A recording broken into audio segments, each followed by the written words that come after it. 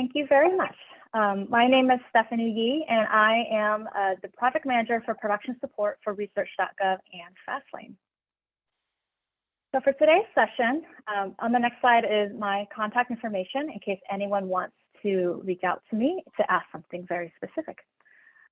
On the next slide, I would like to talk about the agenda. So today, I'm just going to go over some background information about why we are doing this migration from Fastlane to Research.gov, touch on some points about the advantages of using that, and touch upon NSF's strategy about migrating the Fastlane features over to Research.gov. I'll also touch upon what is coming up and what has been recently implemented. And I will also do a demonstration into the system live. And then at the end, I'll be able to take questions and also go over some resources that will be helpful for you and your community. All right. So the next portion, I'm going to talk a little bit about migrating proposal preparation from Fastlane to Research.gov. A lot of this content might be familiar to you, but this will be a quicker review. So hopefully for some new people, this would be interesting. On the next slide, I wanted to point out to the important notice 147. So this was released actually almost quite a year ago, September 22nd, 2020. NSF gave a notice out to let the community know that we are proactively and incrementally moving the proposal submission functionality from Fastlane to Research.gov. We are targeting on removing all submission options from all funding opportunities by December 31st, 2022.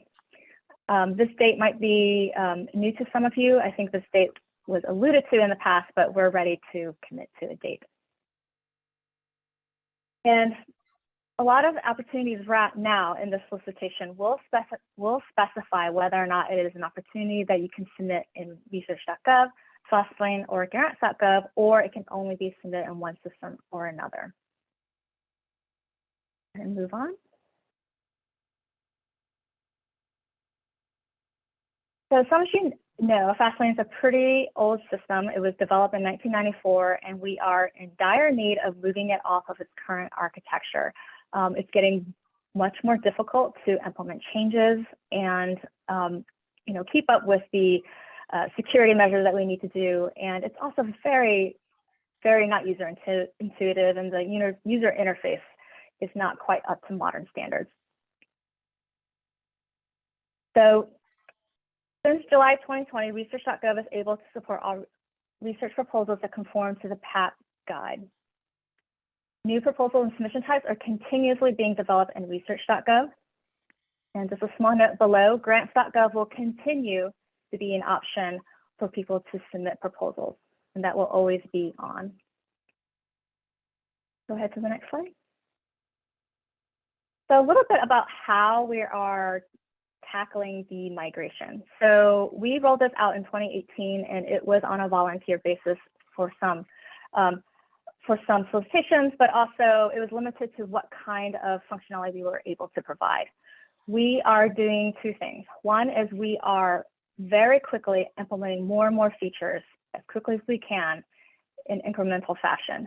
In addition, we are actively looking and meeting with programs to identify funding opportunities that are expiring, that are coming up, that are being created, to see and make sure that that solicitation can be supported in Research.gov, and that we are able to cut off the opportunity to create that proposal in Fastlane and move users over to Research.gov. In addition, we're actively meeting with NSF staff on a periodic basis just to make sure they are aware of the changes and to be able to facilitate a smoother transition. We're also doing a lot more community outreach, not only for conferences like this, but we are looking into increasing webinars that are targeted to PIs on how to use the system and be more specific to their solicitation. We're also looking to increasing our training resources, and that includes videos and user guides that are posted right now on Research.gov. Okay, to the next slide. So this slide is a quick slide.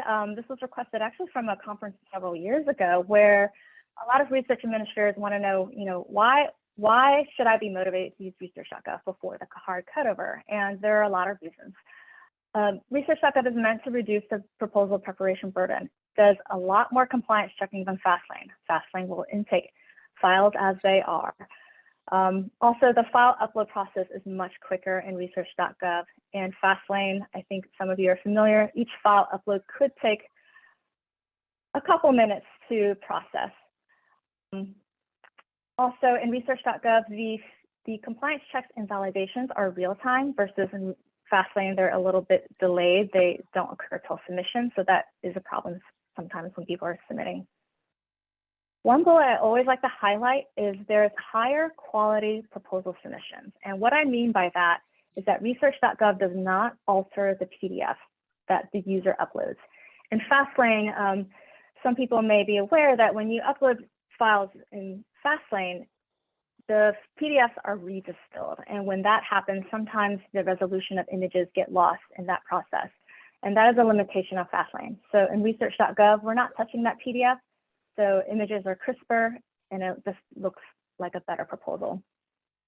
And lastly, you're really reducing the return without review issue because we're checking all the proposal formatting, which is much more robust in Research.gov and Fastlane. Go to the next slide. So just to reiterate some Research.gov proposal preparation tips. These are things I like to go over at conferences just to, make sure people understand this. So Research.gov is being added to solicitations as an option every time some solicitations come up for clearance. We highly recommend you to use Research.gov. A reminder that program descriptions are all supported in Research.gov, not just solicitations.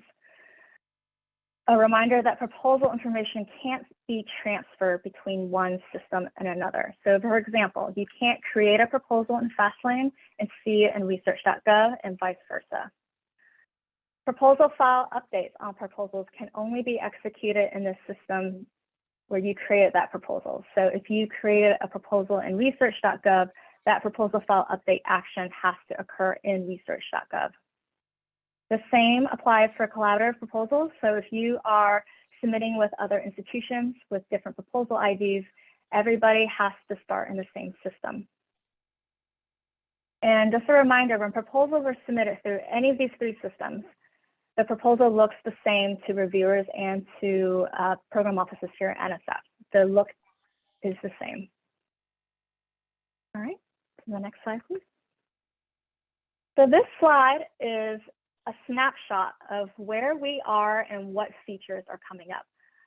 The font is very small, so I don't expect you to, at this moment, take a look at this and try to ingest everything. But what I want you to take away is on the left side is our current capabilities. And this column is getting larger and larger every time we give updates. So we are implementing more features, and this column is getting larger, and upcoming and future capabilities are getting smaller. We are being very aggressive, and so today in this demonstration, we will be going over some of the August release items and upcoming October items. And at your leisure, you can take a look at the bottom part. So you can see some things we are targeting for the end of this calendar year, but they don't have release dates identified quite yet. So stay tuned.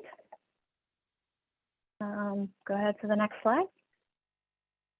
So for the next couple of slides, I'm going to go over our enhancements, and I'm going to start with our recent release. So in the August release, this was August 2021, we have implemented 3 new submission types: the preliminary proposals for Ideas Lab only, renewal, and accomplished-based renewals. For new proposal types, we are now supporting conference and Ideas Lab. And another major change in terms from a visual standpoint, we have updated the layout for some of the preparation landing pages. The next slide. So these slides, I'll try to be a little more brief on because you will be seeing these in the demonstration. But some things I wanted to highlight is the landing page. So when you click on proposal preparation, you get this proposal preparation dashboard where you have 3 boxes of the proposals in different statuses. What has changed now is because we're now supporting these new types, it's now a a little drop down. So you see the words prepare new, you can click on that drop down and it'll show you all the options that you can take. So it's a little different than previously where it's just one option. So each tile has a drop down menu, so it's a change for the dashboard. On the next slide, you'll be able to see what that looks like expanded when you click on that. And so as you can see, we've added preliminary proposals for Idea Labs only, renewal, and accomplished-based renewals. Depending on your selection, it will change the wizard or change the following screens appropriate for the selections you've made. Next slide. So for preliminary proposals, I'm going to start calling it prelim because it's a little easier. Just to note, we've only implemented this for Ideas Lab. So any prelim that you want to submit for a solicitation, for example, is not quite ready in Research.gov. That's going to be a future feature. So these pages will be similar, but they're not going to be exactly the same. So if you still need to prepare a prelim proposal, you must, right now, as of today, still go to Fastlane. Next slide. So as you can see, for some of these other types, the wizards change and the steps may change. So these are things to look out for as we go over that in the demo. On the next slide, we're going to talk about renewals. So we've actually added new renewals. And I know it's a little small here, but these other proposal types are limited to research, FACET, conference, and travel. To renew rapid and eager proposals, you would have to select the basic research proposal type. Okay, next slide. So for proposal types, as I mentioned, there's now going to be 2 new active radio buttons here for Ideas Lab and Conference. The next slide. So for here on the in progress dashboard box in the middle, that also has been updated with the drop down for preliminary proposals and full and proposals, in parentheses, full and renewal. And this is where you would navigate to work on these products in an in progress state.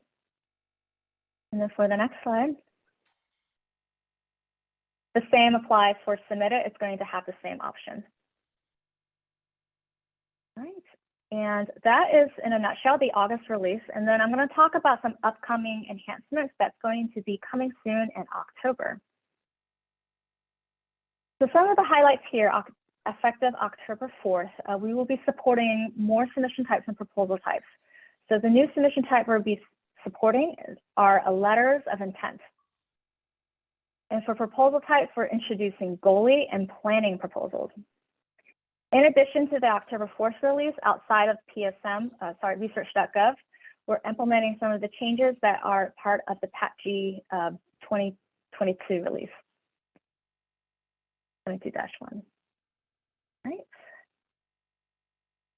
So this is going to be effective in October. So adding the letter of intent submission type will add this option as one of the items in that dropdown under Prepare New.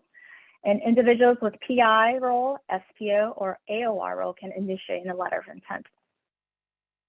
One important thing to note is letters of intent prepared in Research.gov can only be associated with proposals in Research.gov. So if today you submitted a letter of intent in Fastlane, that full proposal has to still live in Fastlane. And the same will apply for Research.gov. If you created a letter of intent right on October 4th, 2021, that full proposal has to stay and live in Research.gov. Important thing to note. Going to the next slide. Just like before, the additional proposal types will be added to this screen. And this concludes the proposal submission enhancements, but I would like to talk a little bit about the October 4th enhancements related to the PATG release.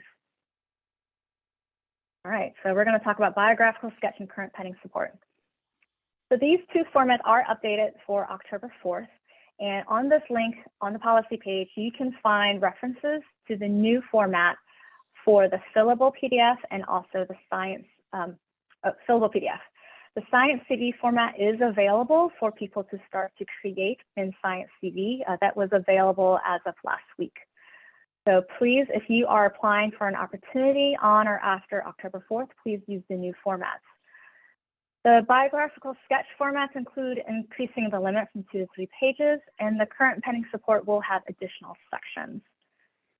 Just to note about the formats, so the system, if you are preparing a proposal today, it will validate the formats for the PAPG that's current. You are not able to upload the newer versions until October 4th. So if you have an opportunity due, for example, October 12th, you would not be able to upload these new documents until October 4th. So please note that. If you tried to do it today, you can't because the formats are not valid until October 4th. I got that for you. For the next slide, I'm just going to go into, visually what are some of the differences between these. So for Science CV, there's not a version number or a date right when you look at the screen, but in the properties, you can see the version number. So this is just a tip for people who want to, if you're not sure if you have the right version on hand, if you right click on the file and open the properties, you should be able to see a title. And the title should reference whether or not it is 20-1 or 22-1. Just to note, if you are a Science CV user, any documents created with a 20-1 prior to October 4th will be automatically converted to the new format after October 4th.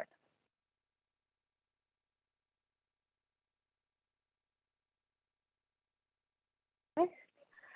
This next slide is similar to the previous slide, except this is just for the current and pending, the biographical sketch. So for the fillable PDFs, you will be able to see a date on the upper left-hand corner, which will note whether or not it is the current format or is it for the format after October 4th. We'll pause here in case Julia wants me to address any questions before I move on to the next slide. We don't have any questions yet, so if you have any questions, put them in the chat. We'll make sure they'll get answered. Okay. All right. So next, I would like to talk about another feature that we are releasing, and this is the trimming functionality of the current and pending support of the fillable PDF. So for those who choose to use the NSF fillable PDF instead of the Science CV, as you know, that is quite a lengthy document, and usually most all the pages are not filled in, and so that could definitely increase the size of a proposal. On August 30th, we released a feature in Fastlane in grants.gov that will automatically trim the current and pending fillable PDF if there are blank pages. So this would be really helpful if you only have a couple of pages filled out, but you don't want all these empty pages in the back. We will trim that for you. That is available already in Fastlane. Beginning October 4th, this feature will be implemented in Research.gov. So on October 4th, both systems will be able to accommodate the trimming feature on this document. And this trimming feature is only available on the current pending support. It's not applicable to any other proposal type. It's very specific to the current and pending support. One note is the PDF pages are not going to be updated. So just be aware that some of the page numbers will be skipped if those blank pages are removed. All right. I'm going to pause here. And so the next thing I plan to cover is actually going through the demo of the release of August and our upcoming changes. So it'll be a combination of going through production and also our test environment to see the changes that are upcoming. After the demo, I would like to take questions, but then I would also go back to this deck because there's some useful resources at the end of this deck that I would like you to be aware of in terms of training and learning about our changes coming up. I want to pause here, see if there's any questions.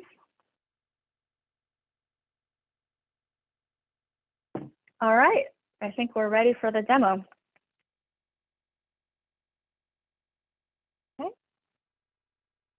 just a moment.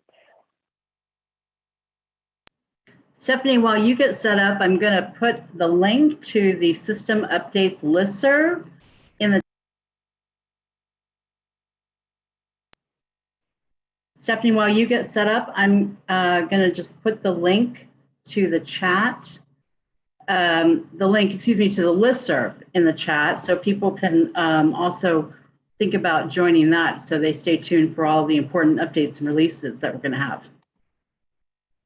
All right, thank you. All right, so Julia, let me know if you can see my screen clearly. Yes, I can. Okay, great, thank you. So right now I'm on the production environment. So these are changes that are in production today. I'm going to take a note. This is the desktop. I'm going to go ahead and click prepare and submit proposal. I'm going to point out the modal here. I know sometimes people tend to start ignoring this, but this is really important. Anytime we have a release, we update this to notify people what things have changed and what things to keep an eye out for. So one important thing I wanted to point out here is this modal includes a link, and this link takes you to a capability chart where you can also see all the features, whether or not it's available, if it's in development, or if it's a kind of a far off feature item. So I'll go ahead and click continue to preparation system, and this is the new dashboard that I mentioned earlier. So as you see, each of these boxes now have a drop down where you can select a different type. Go ahead and open that. So the first thing I'm going to show you is the preliminary ideas lab feature.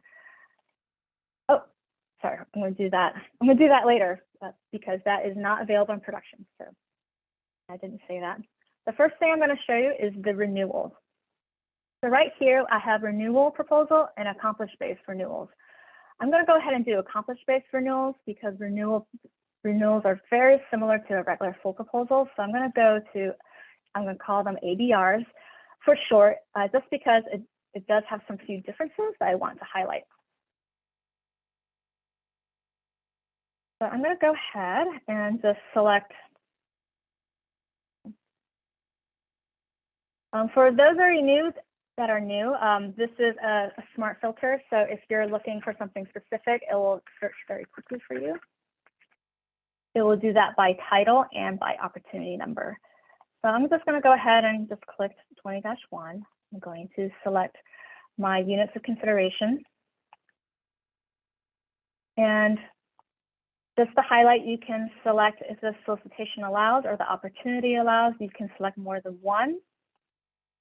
And you have an opportunity over on the right-hand side to order that as needed. We're now in step 3 of the renewal. And we have an information box here, as I mentioned earlier.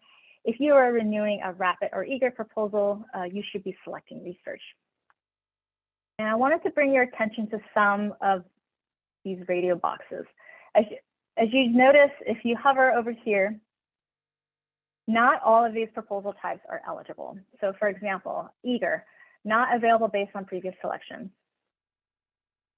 Goalie, not yet available. So the system knows what is appropriate for you right now. So you have your choices of research, FOSSED, conference, or travel right now. So just for basic purposes, I'm going to select research. So this is a change from what you've probably seen before. So on step 4, it's called proposal details. This is where you would select your previous award.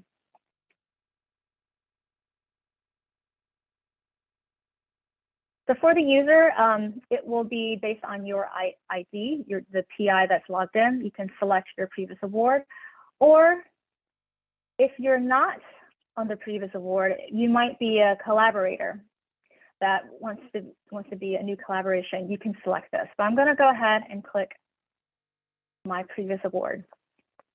The following step here is similar to the other wizards. What type of proposal are you submitting? I'm going to go ahead and click single.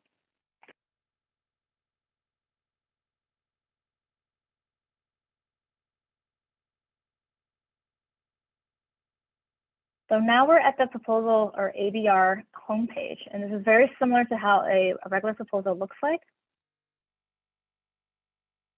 with very similar sections.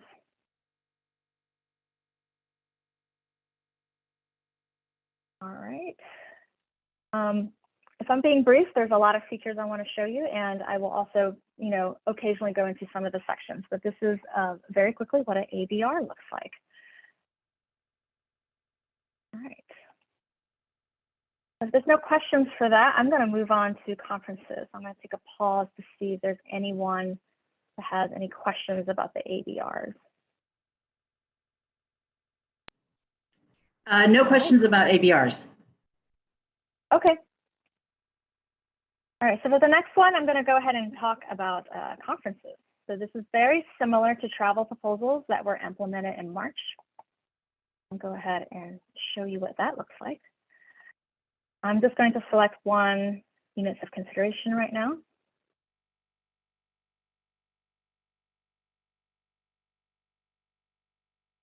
So for here, I'm going to go ahead and select conference. So one thing that's different here is once you select conference, there's going to be a follow-up question, which you have to select before you move on. Yes, do you have support from other sources, or no, there'll be not support from other sources. This choice can be changed later on, so don't feel you have to make this serious choice right now. So I'm going to go ahead and say yes. This is unlike some other features of the wizards where you select, for example, funding opportunity. It's not easy to change that later on, but this choice, yes, you can change later on. All right, so I'm going to say single proposal. Oh, one note about the title, some of you may have discovered over time that apostrophes, special characters, are not allowed in the title. So that's a change from Fastlane that people have to adjust to. Just be aware of that.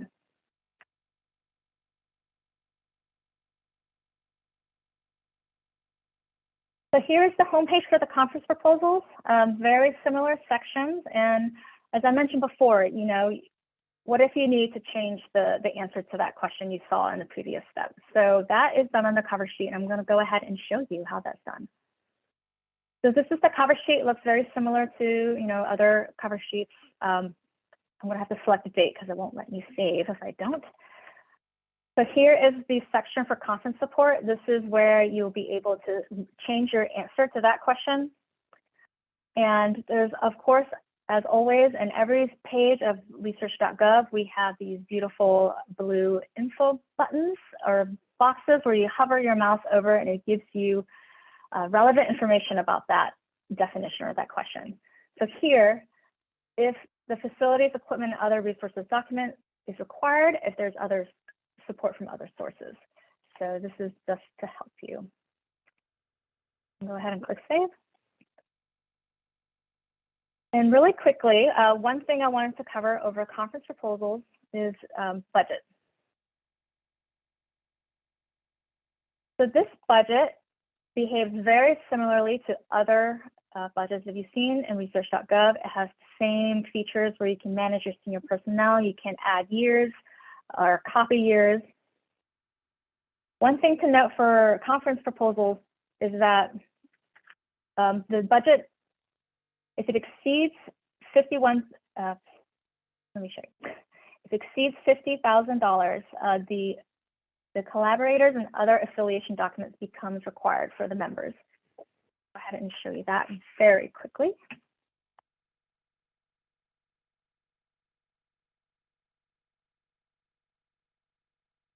So when you do that, the system's going to detect that and notify the users that a COA document is required for each senior personnel.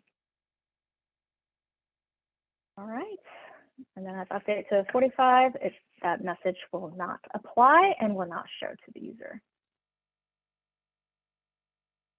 All right. Any question on conference proposals? That was all I planned to show before I go to Ideas Lab.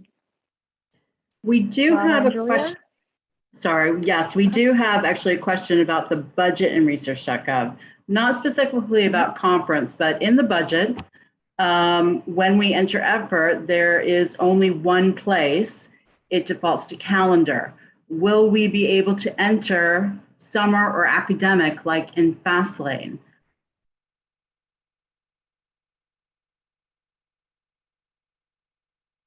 This is a little bit of a policy question, but I believe in Research.gov, we are not differentiating between the summer and academic months.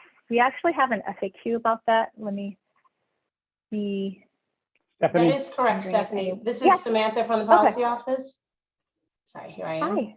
Okay, hi. Samantha from the policy office. That is correct. We're not differentiating. You just input the time. It's not a matter of what time of year it is. So yes, the response you just gave is correct, Stephanie. Okay, great. Thank you. And we have another question about the title, the proposal title. So are UTF-8 characters not allowed in the title? And this is odd since betas and other special characters are important in science. So you would have to contact me offline to give me some of these characters. We do accommodate some characters, but not all. I can't make a blanket statement about what characters are allowed or not. If you send them to me, I can double check. I don't know what the technical limitations are, if they are specific to that. I'm trying to look at Rama. Do you happen to know this requirement, Rama? Yeah, so there are currently there are certain characters, special characters like the tilde, that are excluded from the proposal titles. Even an apostrophe is not allowed in the proposal title. These are things we're going to look into in the future to allow. There are some downstream impacts, so it's something that we will consider to evaluate to expand the number of characters or to expand the special character set that is allowed in the proposal title.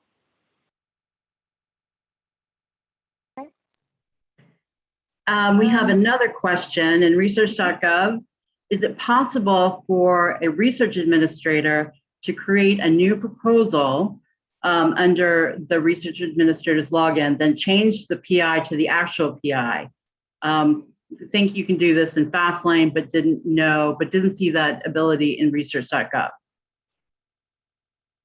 So thank you for that question. The feature I believe you're referencing to is I forgot the exact name of this button, but it's like a swap PI or a change PI button. In Fastlane, if you have a PI and a co-PI, there's like a one button click that you can swap those people out. That feature is not available yet in Research.gov. We do have it in mind as something we want to implement because we've heard that request from people like you at conferences that's really easy. It's really beneficial for especially administrators that help kickstart a proposal, and it's easy to swap people out like that. There is a way to swap PIs on Research.gov. It's just not a one button easy click to do that. It takes a little bit of moving some things around to make that happen. But yes, that is something we are definitely eyeing to put in Research.gov. All right, I'm checking on the time, Julia. Do you think it's okay? I can move on to the Ideas Lab? Yeah, let's move on to Ideas Lab and we'll come back to questions in a bit. Okay. So this would be really quick. So one thing we implement at our Ideas Lab, I'm going to pause here. For Rama, do I have to? You must select a preliminary proposal as a submission type. Non-Ideas Lab preliminary proposals are currently not supported in Research.gov. That will be coming soon. We only support Ideas Lab. Forgot I was going to demo that later when I go. I was going to demo that later in October. Yep. And Stephanie, you may want to be in there in the acceptance environment for this. Oh yeah, I will be. I'm done with the. Yes, I am done with the August changes, and I'm going to go ahead and change gears to October. So thank you for reminding me, Rama. Okay. All right. So there's no more further questions. I'm going to go ahead and show everybody the features that we're going to have in the October release. I'm going to go ahead and switch tabs.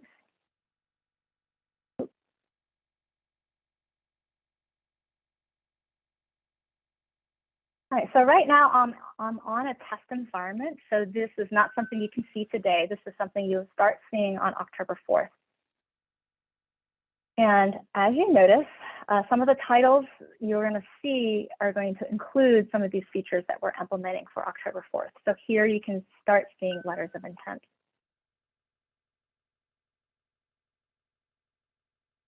Again, we're changing the modal, so please pay attention to that. So as you can see, this dashboard has changed a little bit. We're adding more features. So here, as you can see, we're adding a new letters of intent feature.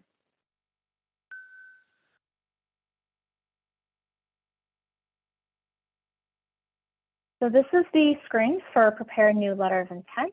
Up here, you can see that this is a 3-step wizard. And one note about what funding opportunities you would see here. So here we are automatically pulling in the letters of intent that apply. We're not going to pull in a solicitation that doesn't have one. So right here is going to be, right now in our test environment, there's only 7. And the same filter feature is available here as for a regular proposal.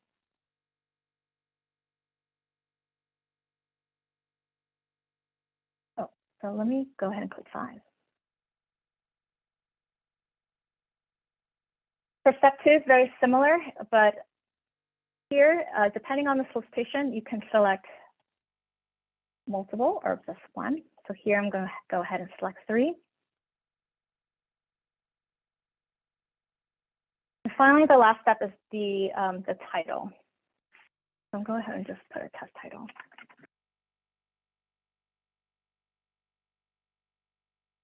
And that's it. And you click on prepare letter of intent.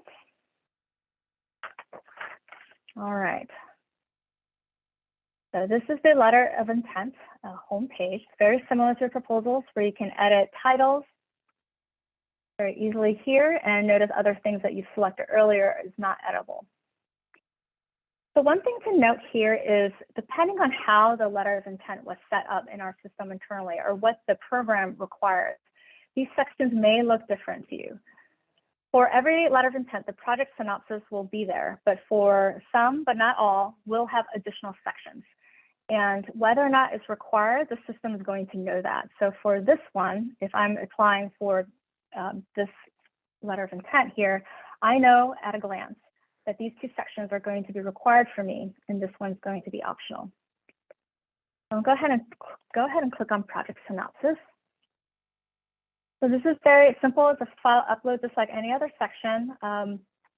One thing to note is on the right-hand side, again, as usual, we have this info gray box here that will take the user to the relevant section in the path G.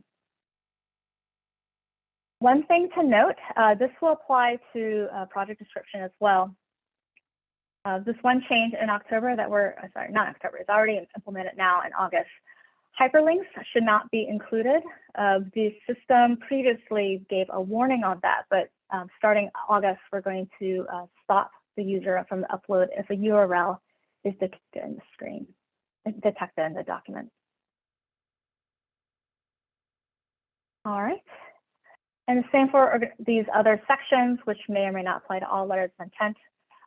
These are specific to the solicitation. Okay, I'm just going to go ahead and leave that page.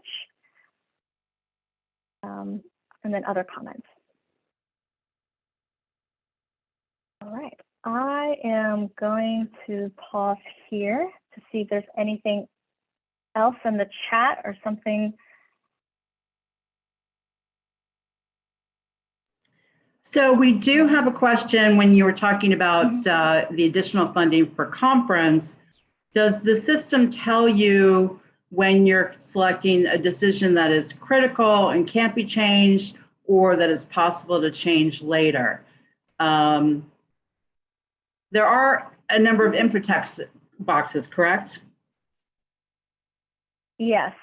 I'm not sure if you're alluding to the wizards and how you can't change that after the fact.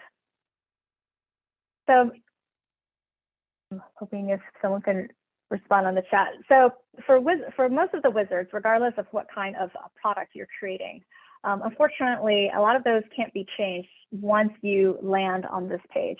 You know, a lot of our logic is based on the selections you make on steps 1 through 4, 1 through 5. So that's why right now it's limited to, you know, for example, conference, the other support. That is easy to accommodate in the cover sheet. It doesn't, you know, it's not as a critical decision as, for example, funding opportunity. So unfortunately, but that's a good idea. You know, is there a way to warn the user that this is a, you know, an action or a decision that you can't change later on? I'll note that. I think a lot of people maybe aren't expecting that. I believe in Fastlane, there's a little more flexibility in changing some of these features, you know, right after you create your temporary proposal. So that's something I've noted. All right. Anything else, Julia? No, keep the questions coming in though. Okay. Okay. I'm just going to briefly show the sharing feature. This is very similar to proposals and other items. And so the letter of intent, sometimes the AOR needs to review it, and sometimes it's not required. For that, all that logic is built in to Research.gov. I'm going to go ahead and click share. And just like proposals, when you click on share, it's going to go ahead and give you all the errors and warnings associated with that. So if you know, in this case, I haven't uploaded anything, so I'm going to see all these errors. It's going to happen the same as a proposal. You can share this access, and an email notification will be sent to the people who need to know about it. So it's very similar to proposals. All right. There's not anything else. Rama, let me know if I need to highlight anything else. I'm going to go ahead and move on to goalie proposals. One thing to note here for LOIs, to relate an LOI that was submitted in Fastlane, you may not be able to relate that LOI in PSM for a full proposal. You can only relate LOIs to full proposals that are submitted in Research.gov. Great, thank you. Yes, I alluded to that in the slides, but it's good to reiterate to people just so you're not surprised, right? If you have a letter of intent already created in Fastlane, you have to follow through that full proposal in Fastlane. The same for Research.gov. The systems have to be the same. So if you created a letter of intent for Research.gov, the full proposal must be in Research.gov.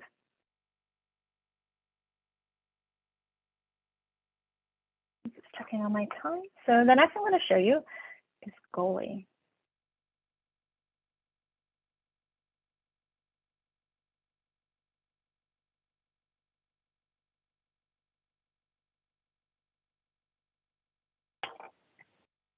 You can see 22-1 is already available in our test environment.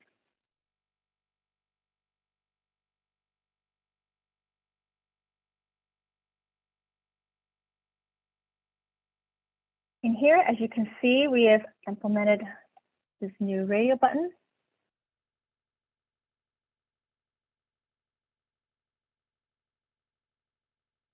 The goalie proposals can't be collaborative. So although you see the text here, the user is not able to select that.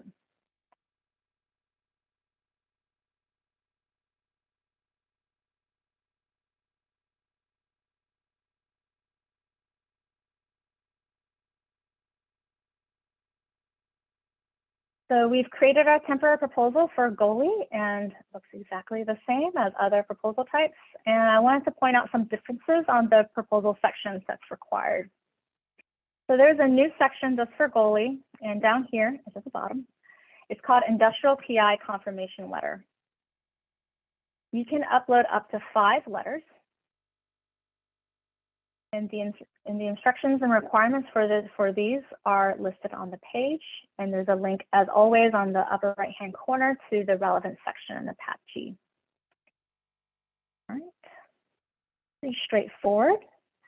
A new section is in the optional section, and that is up top here called intellectual property agreements. Very straightforward upload capability here, and also the same link to the PAPG on the upper right-hand corner. I'm going to go ahead and show you adding a co-PI.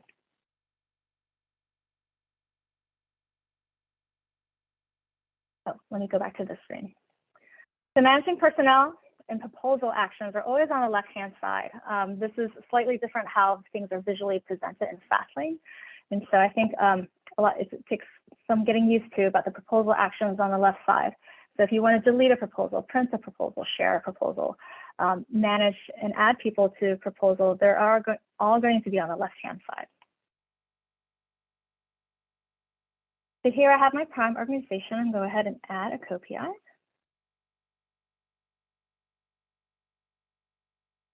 So one thing that you notice that may be different is when you add a co-PI to a goalie proposal, there's going to be an additional question up top that's asking you whether or not you're adding an industrial co-PI. This is on the user to determine. We're not making, any sort of, are you sure, we're not making any sort of checks on what person you're adding and whether or not they're industrial or not. The user is going to indicate that here.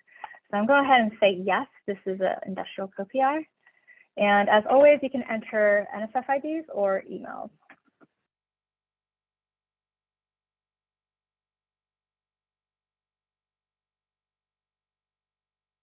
So once you add this person, there's some notable information that pops up at the top. So co-PI has been successfully added, but please note the following. The industrial PI confirmation letter is required for each co-PI. Please ensure the letter section is updated. And just to note that co-PIs can't request or receive funds for NSF. So therefore, this person here is not going to be in the budget. They should be using the facilities, equipment, other sources section, resources section. And if you notice here under role, it's a little different. It has the word industrial here that indicates it is an industrial partner, and then an info box that tells you more about it. Now, let's say you made a mistake, they're not really industrial. Over here is an easy way for you to change that role on this screen. So here, do you want to change this user from industrial to non? You can say yes.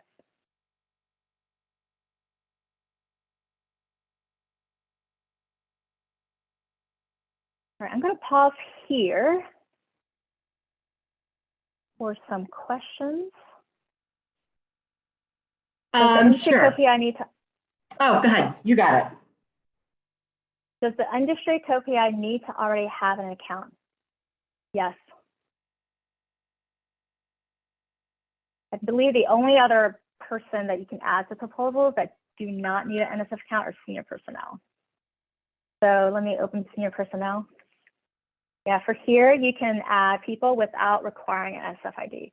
But for roles such as PIs and co-PIs, they have to have an NSF ID.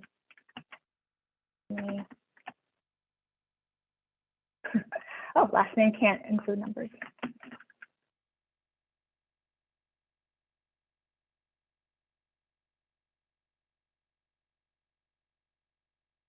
All right.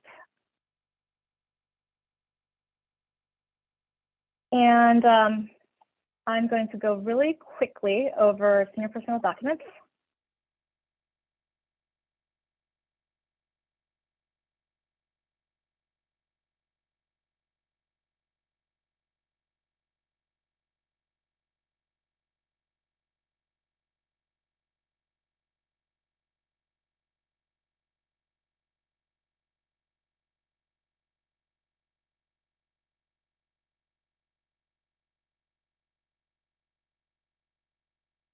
So this is just an example of for senior personnel, a very easy page where you can expand all and see which documents are required. The pages for biographical sketches and current pending support are remaining, the instructions remain the same.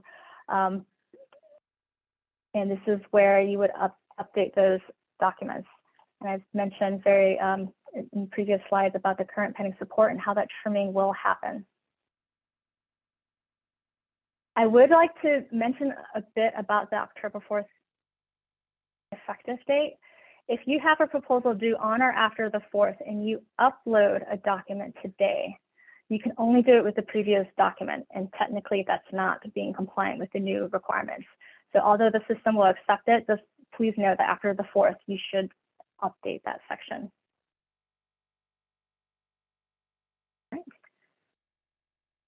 So I'm going to go ahead and show you the planning proposal. Right.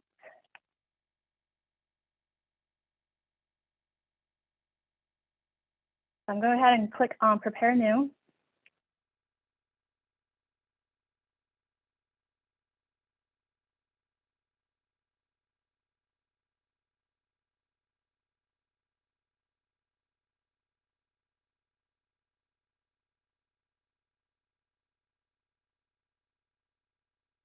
So as part of the PAPG October 4th release, we're introducing, NSF is introducing a new proposal type called planning. This is a 4-step wizard, very similar to other types.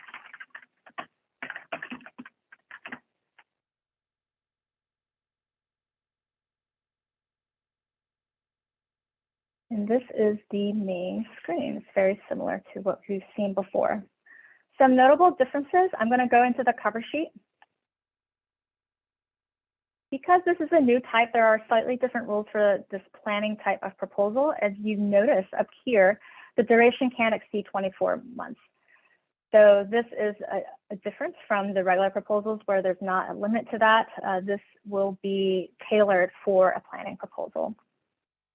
In addition, project description is also having a different limit. The project descriptions here for planning proposals cannot exceed 8 pages. And again, just like the other one where I noted, hyperlinks will not be allowed when you upload that.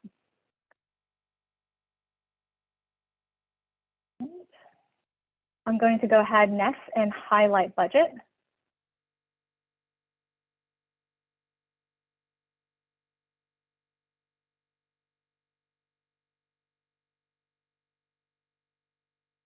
So for budgets for planning proposals, you can't exceed 2 years. I'm going to go ahead and try to do that. So right now, let me show you this trick. If your screen is narrow and you're adding years 3, 4, 5, 6, you can hide this menu and make this screen a lot larger. So here I'm in a planning proposal. I'm adding year 3. I'm going to go ahead and add some dollar amounts for my PI. The system's going to validate that rule and make sure that you know that you have to remove the extra year. One thing I wanted to highlight, because I'm part of production support, I'm realizing some people may not be intuitive on how to remove senior personnel from the budget. Just note from here, whenever you start adding co-PIs and senior personnel, this list will continue to grow. You do not have to have a person available on the budget. You have to click the word manage. Here you can toggle between whether or not this person appears on the budget and whether or not they should be removed.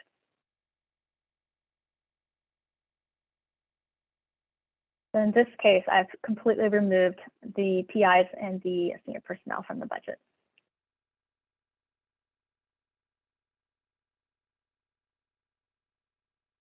And also, I believe there's the career life balance proposal that's being introduced with the October release. That is not available in Research.gov. That will be in Fastlane. So I have covered. Do you want to call out the budget max for planning proposals? Oh, yes, sorry. Another note for budget proposals, you cannot exceed $200,000 total, and you can't exceed $100,000 per year. Right now.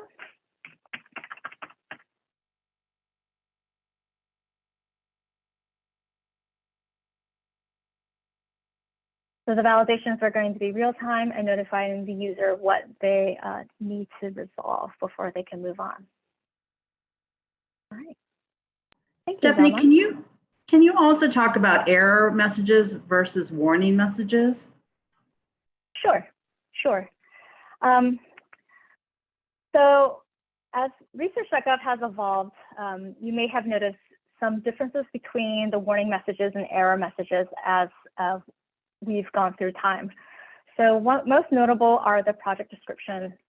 Let me go ahead and go to project descriptions. So there's always errors and warnings, and errors are red. They're always in, you know, bright red. I'll go ahead and try to update that. It will continue. It would stop the user from continuing to submit the proposal. It is a full hard stop. So for example, this project summary, it can't exceed more than 1 page. When you upload something that's 20 pages, it's going to give you a warning. Let's see if I could do that. So go ahead and give you a warning. Okay.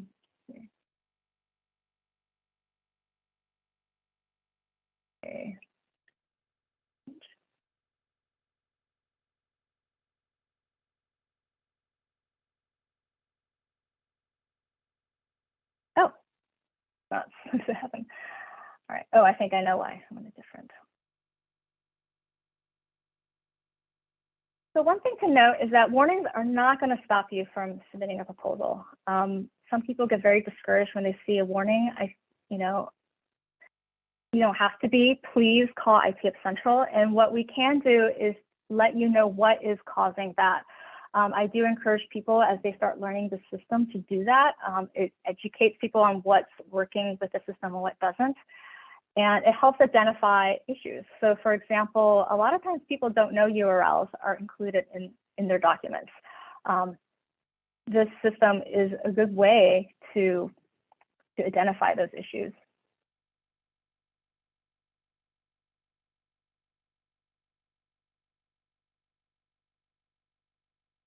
So this is an example of an error. It's going to tell you things like what sections you're missing, if your margins exceed, you know, is smaller than 1 inch, and you know whether or not you've met the page limit or not. So these things will stop you from submitting. And if you go back to the home page, so from an administrator point of view, if someone is uploading documents that's not quite passing the checks, you will be able to see that in one shot on this page. So you can see when that file has been touched and whether or not it is good, or if it's not available, or if there's a warning. So this is a good way for you to look down really quickly on this right-hand side to see where you stand on the compliance on that file. Again, when you start moving this proposal onwards and you start sharing it with the AORs, you're going to start seeing those messages. And those warnings and errors are always given to the user at multiple times during the proposal submission process.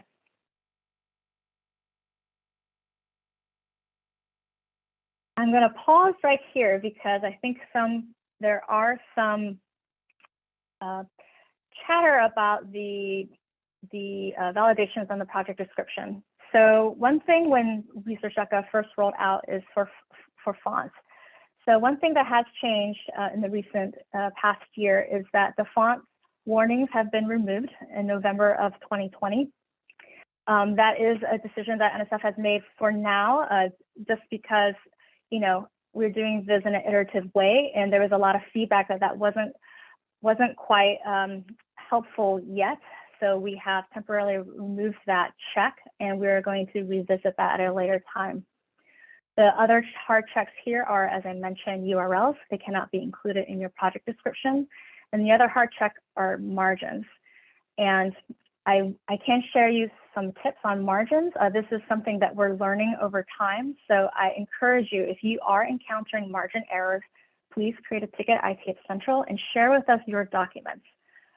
Some things I would mention as things to watch out for if you're encountering a margin error and you can't quite feel like you can overcome that. I would say watch the alignments in your document. If your content is aligned on both sides, so they call that in Word the justified alignment, sometimes that causes problems with the right margin.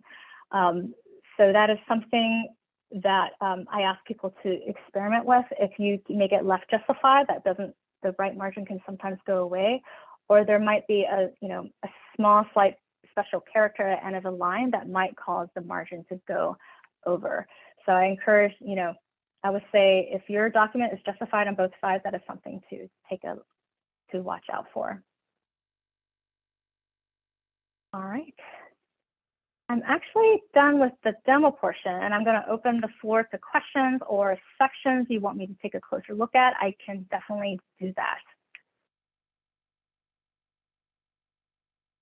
Yes, Jill, I just saw your comment. If the first line of your document has a special character that could cause a top margin error, that is correct, but not for all Microsoft versions. So one thing we are noticing is dependent on your Microsoft version or the software you're using to generate your file, the behavior may be different between people. So for example, the situation where the top line on my Word document, if I have a special character like a formula on the very first line of a document, that will cause a top margin error versus somebody else would not have that just due to the version of the Microsoft Word. So be aware of that, and that is something to keep in mind.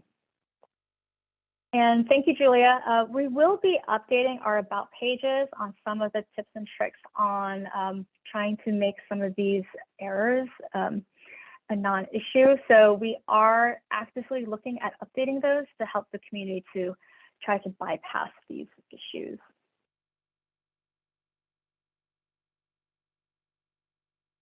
All right, I'm open to questions, Julia. I'm not sure, there's some that I can't see.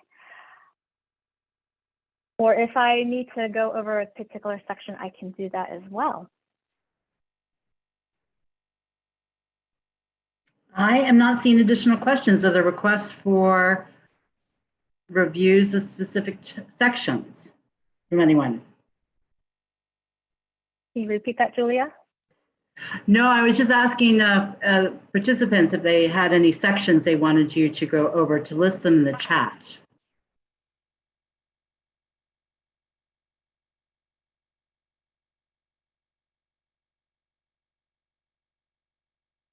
So if there's something that I did not go over in this demo, but you're more interested in, feel free to contact me. I'm happy to work with people to, on a one-on-one basis, just to help them understand the system. I think, sometimes it's challenging to learn something and not have someone that will guide you in a quick way. Don't hesitate to reach out or call IT Help Central. They're very helpful. If there's not a further inquiry about a demo, I'm going to go back to the slides because there's a couple more slides I'd like to go over about your resources.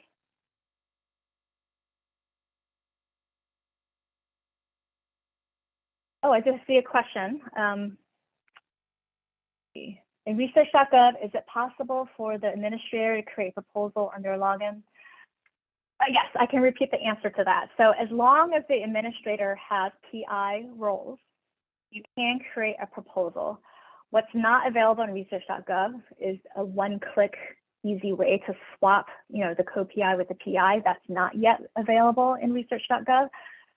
I hope that answers your question. Yes, you can do that in Fastlane, but not yet in Research.gov. But it is something we do plan to implement in the system.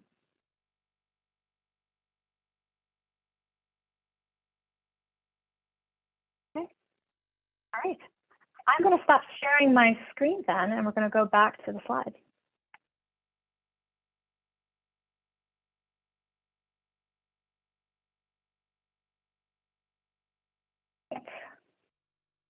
So next, I'm going to go ahead and point out some training resources and things to help you to learn some of these items. So if you go to the next slide. One more. I highly, highly encourage everyone to use and check out the demonstration site. So this was something that was requested pretty frequently in the past, where people wanted to see and try out the system without, actually, creating temporary proposals. We don't want to create a whole lot of stuff that's just for tests. So we have a demonstration site that's been available for almost a year now. So how it works is, as long as you have an NSF ID, when you log into the system, there is a link called demo, and anyone with an NSF ID after authentication can access that. No matter what role you have in real life, you will be in the role of a PI, and you'll be able to you'll be able to create and play around with the features in the Prepare New Proposals function as a PI. So this is a good way for you to check out the sections, experiment with files that you want to use in a proposal, and check out the validation errors that you might encounter. This is a good way to train your staff, train your PIs, and also just to get familiar with how the system works. All right, the next slide are just training resources. So when you go to research.gov, on the upper right-hand corner, there is an About link, and that takes you to a pretty substantial page about everything in research.gov. But if you click on proposal submission, preparation and submission, you will be taken to something that looks like this. So we actively update this. There are lots of links to PAT2 sections. We have videos that explain, or there's videos of demonstrations on certain features. And we're also adding, as time goes on, our FAQs. You know, we take a lot of input from what we're commonly seeing at ITF Central. We update that on a frequent basis.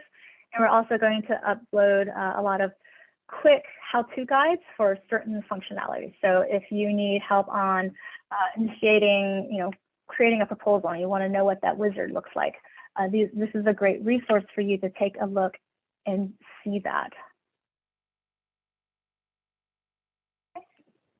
So the next slide, just as I mentioned, within each section, when you're using research.gov, there are tons of inline help resources in that document.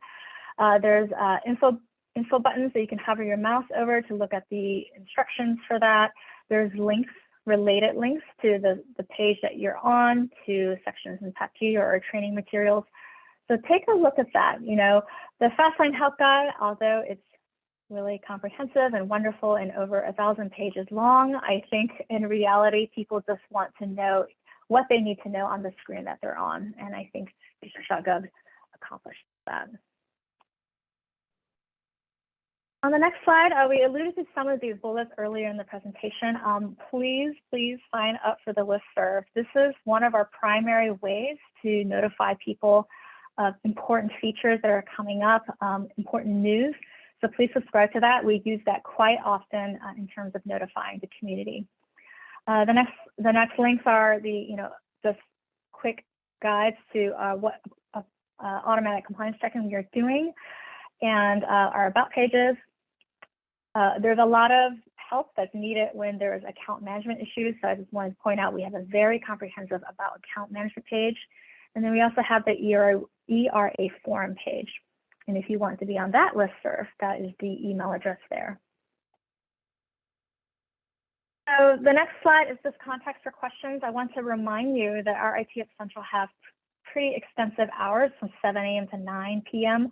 on working days. They are closed on federal holidays. So this is just the contact information for you.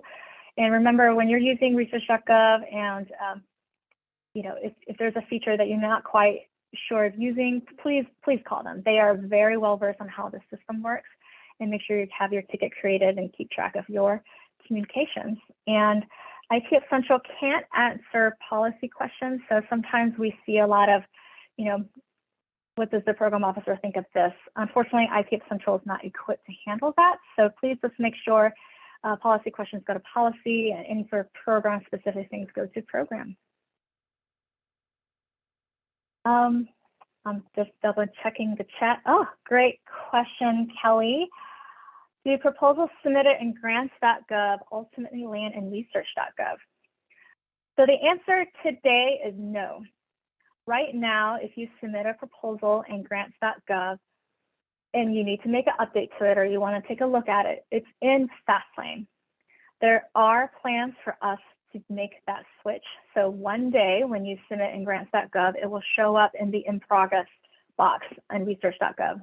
But currently it is still within the Fastlane workflow.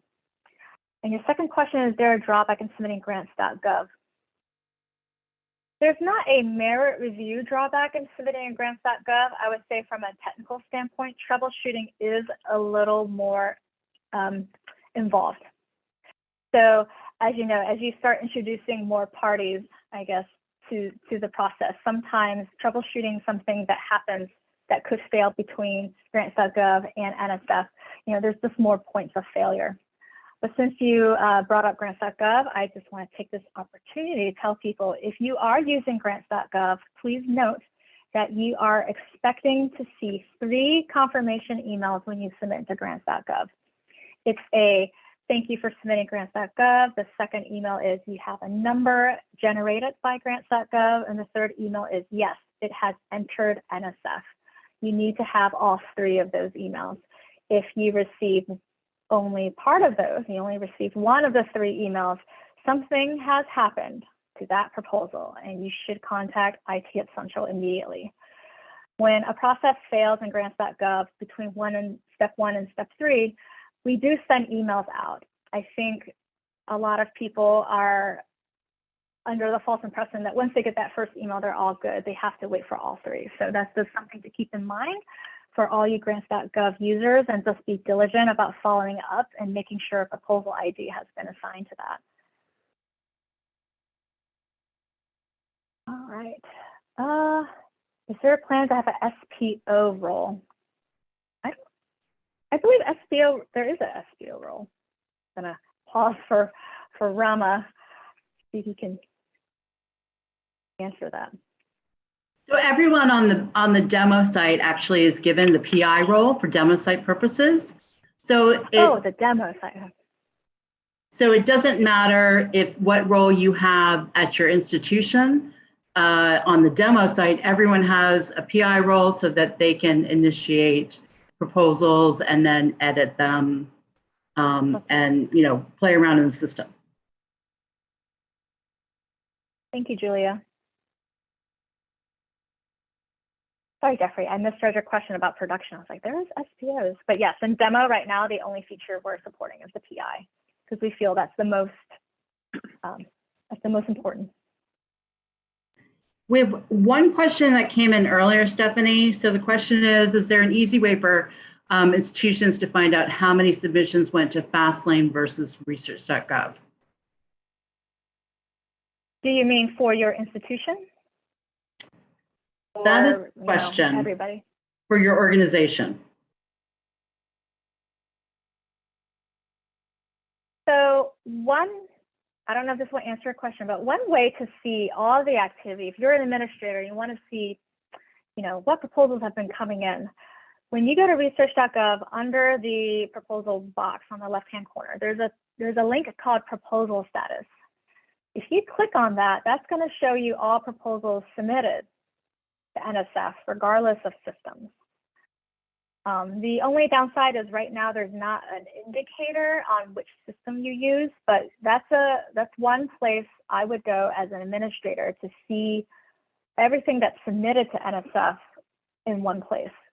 Now, if you're asking for, is there a way for me to see one list for in-progress proposals, both for Fastlane and Research.gov, that's not quite possible just because of the way the systems are set up now.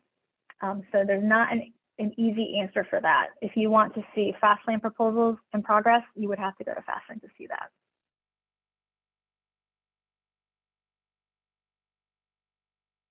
Thank you, Amanda. I agree that would be useful. Okay. Yes, Joan. I do realize the indicator would be very helpful, and I'm going to put my note down to follow up on that. It was something that was discussed, a while back, where it would be a pretty, we think, a low-level effort to add in, and would be very useful. So I'm just going to go ahead and ask my team to see if that's something we could put in. So adding an indicator on proposal status on source. Thank you.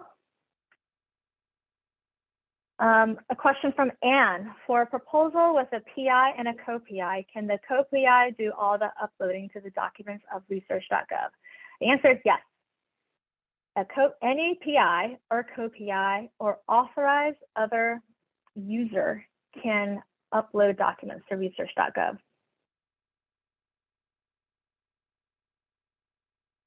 Okay.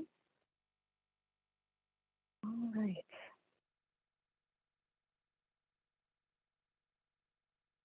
So I'm not seeing any more questions coming in, but it's very possible I've missed one. So what we're going to do after this demo is concluded, We're going to get a transcript of the scripts, and we'll take a look through to see if there's any questions that have been missed, and we'll make sure we'll answer them and post the answers for everyone to see. But again, my name is Stephanie Yee, and you can contact me if there is something specific you wanted to talk about.